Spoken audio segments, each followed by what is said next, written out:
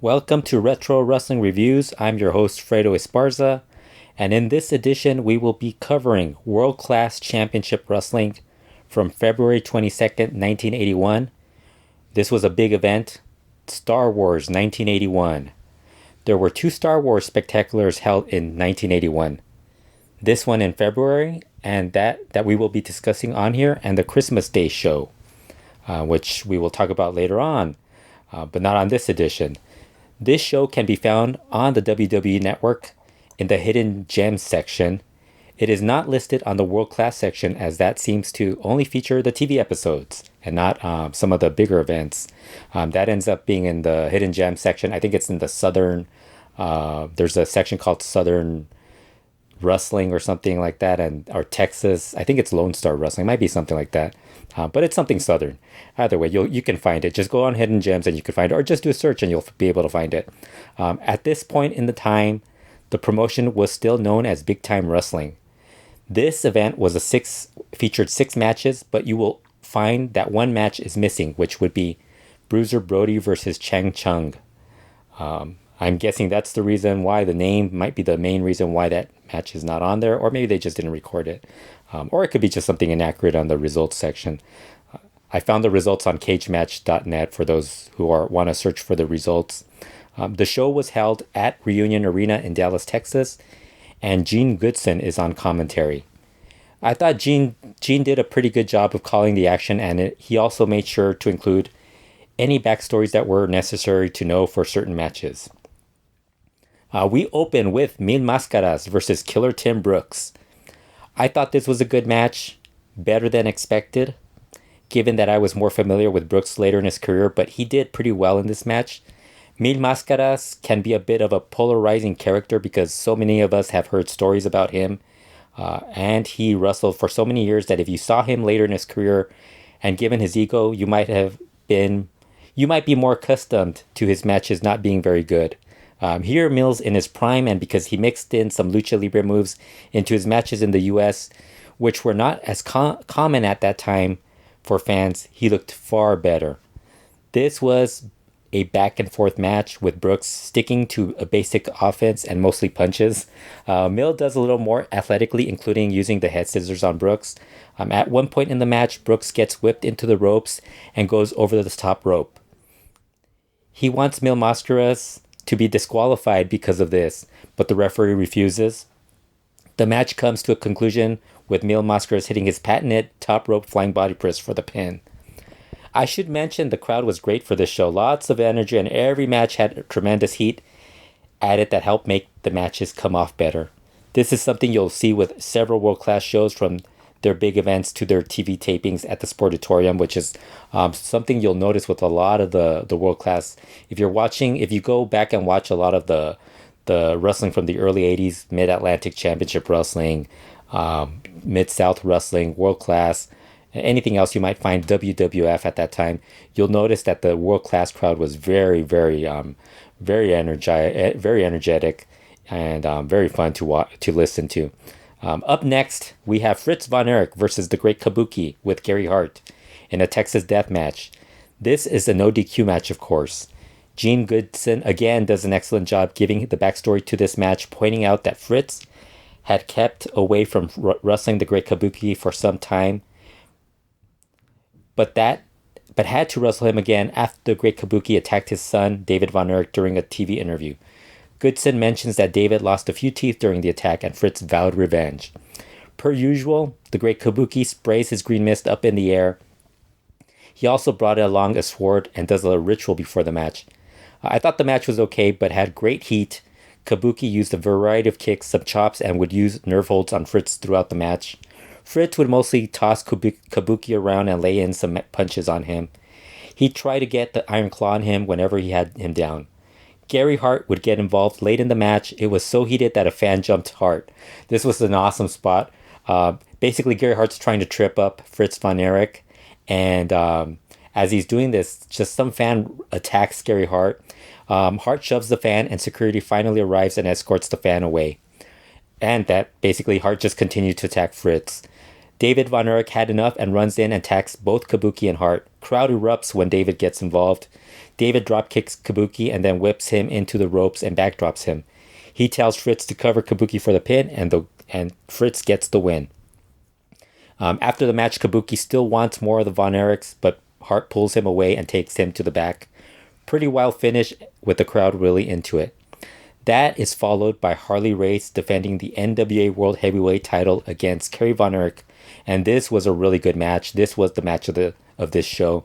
You can see in this match why Kerry was so highly thought of as a potential future World Heavyweight Champion.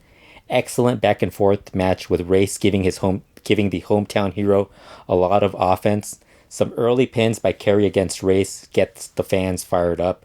Again, Goodson does a good job of reminding viewers that Kerry beat Harley Race in a non-title match in Fort Worth, Texas. Lots of forearms and elbows exchanged between these two throughout the match. Kerry at one point gets Race in a sleeper, and the crowd reaction is pretty awesome. Very loud. The match continues on with Kerry just doing his best to pin Race and Race finding ways to escape. Kerry grabs hold of Race with a stomach claw and picks him up in the air. Race wisely grabs hold of the ropes and goes over the top rope. By doing this, he tries to get Kerry disqualified, but referee Bronco Lubick doesn't fall for it. They continue to brawl outside the ring. Race ends up bleeding after getting slammed headfirst into the ring post. Back in the ring, Kerry gets Race with the claw, but Race reaches the ropes and they both fall to the floor again. They brawl outside with Race using a sandbag that is ringside to throw at Kerry, which was pretty awesome. Kerry gets another near fall on Race when Race attempts to suplex him, but back into the ring, and instead he lands on him. Kerry ends up reversing a whip into the corner and accidentally sends Race into the referee. They continue the match, but the referee falls to the outside. Bronco Lubick at this point is knocked out cold outside. Kerry checks on the ref. Match goes on with no referee in the ring. Kerry lands a knee drop on Race and covers him for the pin. And that's when referee David Manning runs out and starts the count. But Race kicks out at 2. They make the announcement over the PA that Manning has replaced Lubick as referee for the match. Kerry ends up knocking Race back to the outside. Race grabs hold of Kerry's leg and pulls him to the outside. They brawl. Race slams Kerry onto the timekeeper's table. Race goes for a headbutt, but Kerry rolls off the table. Kerry tries to get back in the ring, but Race grabs him and both men are counted out. Kerry shows tons of frustration. The fans boo the result.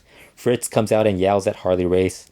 Just a really good match with the finish is definitely it's disappointing, but this continues on with Kerry chasing after the NWA World Heavyweight title, and also he still continues on to have more matches with Harley Race, which he does have a year later in Texas. The world title match is followed by Ali Mustafa and Hercules Ayala defending the world-class world tag team titles against David Von Erich and Kevin Von Erich. Thought the match was again at that okay level, but with tremendous heat from the fans in attendance. This was mostly a wild brawl, and of course with the Von Erichs in it, this really worked. I'm mostly familiar with Hercules Ayala from him wrestling in WWC in Puerto Rico. I'm not too familiar with Ali Mustafa, so he was somebody new that I was watching for the very first time on this show. Lots of double teamwork on both sides, especially from the heel team. Several times during the match, all 4 men would get in the ring and just brawl. Closing minutes have Ali Mustafa tossing Kevin Von Erich to the outside onto a table.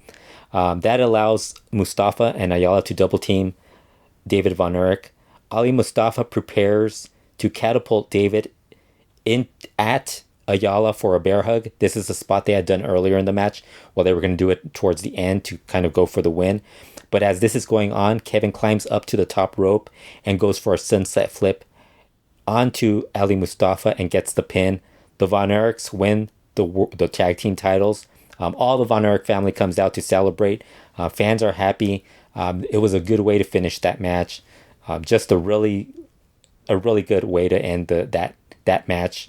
The final match that airs from this show is the $5,000 Battle Royal featuring Bruiser Brody, Killer Tim Brooks, Ali Mustafa back again, Mr. Chang Chung, Hercules Ayala, Billy Whitecloud, Brian Blair, Jesse Barr, The Lawman, Don Slaughton, Raul Mata, the Great Kabuki, and Jose Lothario. Not much to the match, just everyone brawling or tangling up with someone in a corner or on the ropes. A few guys just stood around until someone was free to mix it up with, but really not a lot going on. Order of elimination: Chang Chung eliminated by Brody. Jesse Barr then gets eliminated by Hercules Ayala and Ali Mustafa. Billy Whitecloud gets pinned by 3-man. The Lawman gets pinned by 3-man after that.